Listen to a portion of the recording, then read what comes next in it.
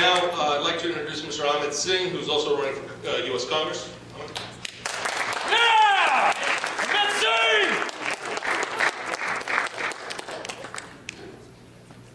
Thank you. My name is Amit Singh, and I am running for Congress in the 8th District. Usually when I tell people that, the first thing they ask me is, what's your name again? So here's a hint. This is a glove, and my name is Amit. So that should make it a little bit easier to remember.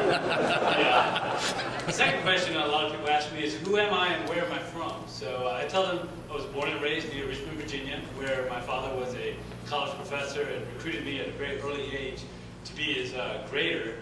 I'm sure you've read some college child labor laws, but that's okay because I forgave him when I attended the University of Virginia and pursued electrical engineering.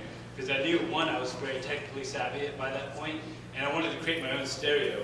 I actually never made my own stereo, but at the age of 21, I did become the chief engineer of a FM commercial radio station, and I dealt with all the technical aspects of that.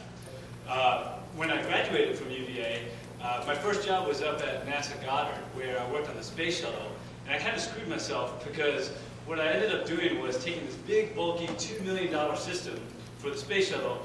I reverse engineered it and put it on a $2,000 PC. So the government customer was ecstatic, but my company wasn't so much. So anyway, I took the hint and I joined the intelligence community, and I worked on a number of black programs at the time. And I started my own engineering firm, and we've had clients that include the White House, the Department of Defense, and currently the intelligence community. Currently we're working supporting a lot of the counterterrorism efforts, including defeating the IED roadside bombs that have taken way too many of our lives of our men and women in Iraq and Afghanistan. I really take my job very seriously, and I take a lot of pride in what I do, and I love serving our country.